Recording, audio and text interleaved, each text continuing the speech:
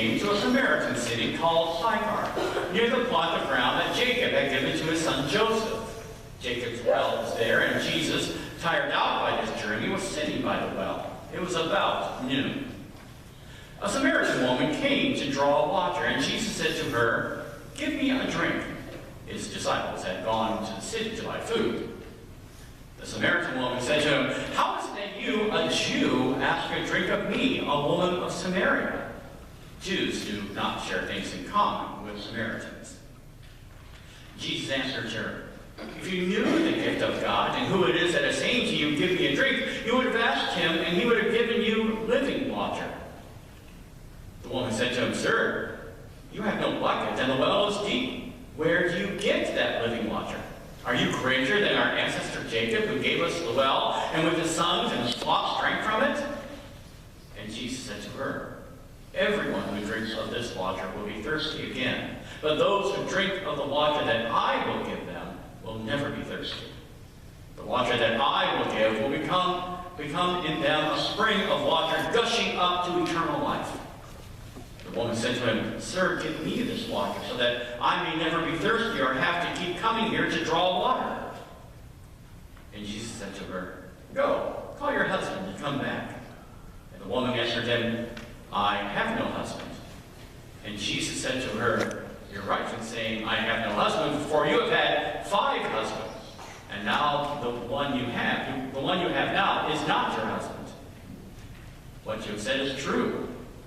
The woman said to him, "Sir, I see you are a prophet. Our ancestors worshipped on this mountain, but you say that the place where people must worship is in Jerusalem." And Jesus said to her, "Woman, believe me, the hour is coming when you will worship the Father neither on this mountain nor in Jerusalem. You worship what you do not know, and we worship what we know, for salvation is from the Jews. But the hour is coming and is now here when the true worshipers will worship the Father in spirit and truth. For the Father seeks such as these to worship him. God is spirit, and those who worship him must worship in spirit and truth." And the woman said to him, "I know that the Messiah is coming, who is called Christ. And when he comes, he will proclaim all things to us." And Jesus said to her, "I am he, the one who is speaking to you." Just then his disciples came, and they were astonished that he was speaking with a woman, but no one said, "What do you want, or why are you speaking with her?" Then the woman left her water jar and went back to the city. And she said to the people, "Come and see a man who has told me everything I have ever done. He cannot be the Messiah, can he?" And they left the city and were on their way to him. Meanwhile, the disciples were urging him, "Rabbi, eat something." But he said to them, "I have food to eat that you do not know about." So the disciples said to one another, "Surely no one has brought him something to eat." But Jesus said to them, "My food is to do the will of him who sent me and to complete his work. Do you not say, 4 months more, then comes the harvest? But I tell you, look around you and see how the fields are ripe for harvesting. The reaper is already receiving wages and is gathering fruit for eternal life, so that the sower and reaper may rejoice together. For here the saying holds true, one sows and another reaps. And I sent you to reap that for which you did not labor. Others have labored, and you have entered into their labor." Many Samaritans from that city believed in him because of the woman's testimony. "He told me everything I have ever done." So when the Samaritans came to him and they asked him to stay with them, he stayed there for 2 days, and many more believed because of his word. They said to the woman, "It is no longer because of what you said that we believe, for we have heard it for ourselves, and we know that this is truly the Savior of the world." This is the gospel of our Lord. Praise to you, O Christ. You may be seated.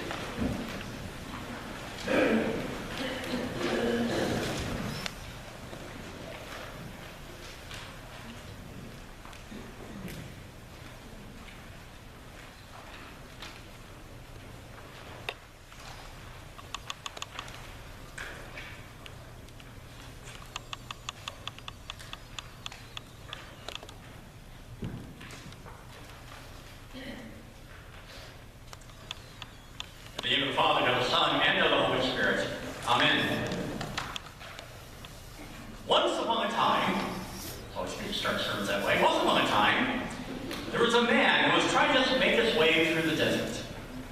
Mile after mile after mile he walked, along in the hot sun, beating down on him. And all the while he kept looking and hoping that somewhere he'd find a place, someplace where he could get some water, because his canteen had been empty for quite some time. Well, all of a sudden, the man saw a booth set up next to a cactus. And the man went over to the booth and he said, "Boy, am I glad to see you. I'd like to buy some water from you." But the guy in the booth said, "Well, I'm sorry, I don't sell water here. I sell neckties.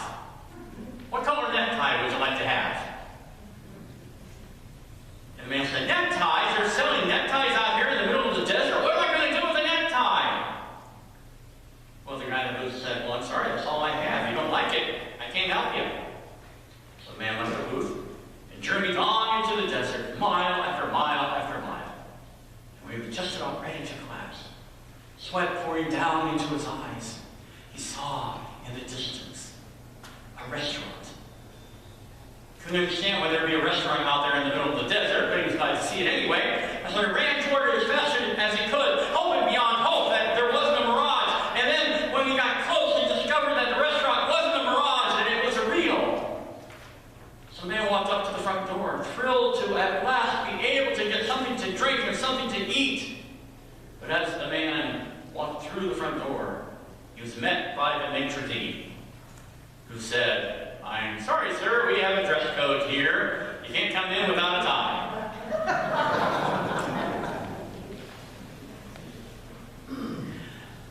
What stands in our way of us getting our thirst quenched? What obstacles stand in the way of us getting our deepest thirst satisfied, our spiritual thirst, our thirst to know God? Here in today's gospel, one day Jesus was thirsty, and he sat down on the edge of a wall in the town of Sychar in the region known as Samaria. And the gospel specifically tells us that Jesus went to that well at noon. Now, the detail may not seem terribly significant to us, but in that day, most people tended to go to the well to draw water either at dawn or at sunset, where it was a little bit cooler. Also, in that day, gathering around the well, like the coffee, or the water cooler in the offices, it was a daily opportunity for people to see each other and to share in the latest gossip. While Jesus sat at that well at noon, a woman, all alone, approached to draw water. And that tells us something right there. That's telling us that in all likelihood that she doesn't want to be around all those other people in the town, because she knows she doesn't quite fit in. But even though she tended to avoid contact with the rest of her community, and the rest of the community tended to avoid contact with her, Jesus, he went out of his way to have an encounter with her. In fact, the conversation that Jesus has with that Samaritan woman is far lengthier than any other recorded conversation that Jesus had with anybody else in all of the Gospels. Now, right away, this woman senses there's something different about this guy. When Jesus asked her for a drink, immediately she responds, she says, "What, me to give you a drink? Can't you tell I'm a Samaritan?" You see, both Samaritans and Jews, they share the same basic religious heritage. Both the Jews and the Samaritans, they both laid claim to Abraham, Isaac, and Jacob as being their original ancestors. And they both laid claim to being among the group that Moses led out of slavery in Egypt, and who eventually entered the Promised Land. But Jews, they consider the Samaritans, frankly, to be a bunch of half-breeds. See, around 722 BC, the Assyrian army invaded the region of Samaria, and what the Assyrians did was they took away many of the inhabitants of the land and forced them to live out the rest of their days in exile. And at the same time, they brought in some foreigners to take their places. So the Jews Jews looked down on the Samaritans for not having the same pure bloodline that they did. Also, the Samaritans accepted only the first 5 books of the Bible as being scripture: Genesis, Exodus, Numbers, Deuteronomy, Leviticus, Numbers, Deuteronomy. The 5 books that tradition says were written by Moses. The Jews accepted as scripture not only those 5 books, but also another, probably 34 books that make up the Old Testament. And what's more, the Jews claimed Jerusalem as the center of the people's worship life, and the Samaritans had their own special mountain, a place called Mount Gerizim. But even through all that history and all that centuries-long drama that had kept the Jews and the Samaritans despising each other, Jesus set all that aside. He didn't want all that past history. He didn't want all that past animosity, all that past name-calling to keep them apart. See, Jesus didn't look at that woman as a Samaritan, but instead he saw her as a person, created in the image of God, who deep down was thirsting for something. Think about that. Think about that. Think about how many people every day that we just kind of write off and not pay any attention to. How many people every day do we just look at and we figure that we know what they're like, or that they're not important to us, so we don't spend any time talking with them. We just kind of look at them and figure that they certainly are not thirsting for the same deep things in life, well, like we are. But instead of dismissing that woman at the well like that, Jesus believed that God is at work in every person's life. And so Jesus tried to make a connection with her, so that she might come and see that God wanted to satisfy that deep thirst that he knew that she had. Well, as soon as Jesus started talking with her, it became quickly apparent that the woman was indeed searching for something. She had 5 different husbands. The woman admits to it. And now she's living with a man she's not married to. Now, throughout history, people have read that in the Bible and concluded that she must have been very promiscuous, right? She was a flirt, she was a slut, she was a man chaser, she was a harlot. But probably that wasn't really what was going on here. We don't know for sure, but maybe not. See, back then, women were not allowed to divorce their husbands. Only men were allowed to divorce their wives. So when we're told that this woman had 5 different husbands, it might be the case that, it might not be, I should say, the case that she dumped all of them and walked out on them. Probably the reverse is undoubtedly the case. Either 5 different husbands had dumped her and walked out on her, or she had 5 different husbands who had all died. In other words, whatever was the case, this was a woman who had a hard life, a really, really hard life. Things just had not worked out for her. But when Jesus begins to invite her to talk about what happened to her in her life, when Jesus began to invite her to talk about the pain that she endured, this woman did what many of us would do in a situation like that. She changed the subject. Let's not talk about me anymore, the woman says. Let's talk religion. What mountain do you think people should pray on, Jesus said? Jerusalem or Mount Gerizim? But Jesus refuses to get into an argument about my mountain is better than your mountain. Jesus says, well, that might be a religious question, but it's frankly not a very good one. In fact, it's a bad religious question, because it is a question that only seeks to divide people. Do you know that the word religion me. The word religion comes from the root lig, L-I-G, the same root that ligament comes from. Lig essentially means to connect. And then by putting the prefix re, R-E, in front of it, religion basically means to reconnect, to come together. Therefore, good religion does not divide and separate. Something we Lutherans have never really quite learned over the years.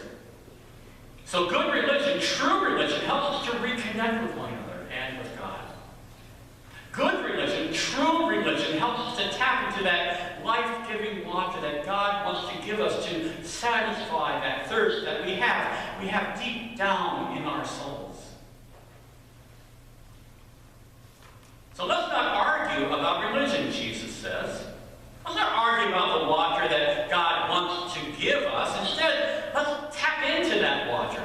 Let's tap into it and let's drink it. Let's just tap into that water, allow it to truly saturate our very beings, to satisfy our deepest thirst.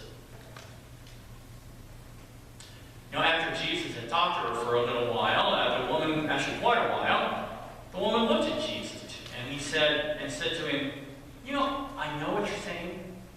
I really like what you're saying, and I really do hope that someday the Savior will come. I hope someday that Savior will come and give us that living water. And Jesus looked at her, and he smiled at her, and he said to her, that day has come. That day is now. So drink. Drink the water that God offers, and never, ever be thirsty again. So Jesus is saying to her, and he's saying to us, all are welcome to drink the waters of grace that God offers. All are welcome in the house of the Lord, because this is not your house. This is not my house. This is God's house. And we cannot tell God who is welcome and who is not.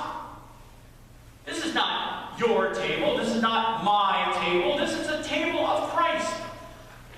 And he is the host. And we can't tell the host who can sit here and who cannot sit here. This is not our food on this sacred table. This is not our blood. This is not our bodies. This is the very life of Christ laid out on this table. We can't tell him, this one who constantly ate with sinners, who is worthy to partake of it and who is not. The doors of Christ's house are open to all who need shelter, who crave the fellowship and the friendship of God.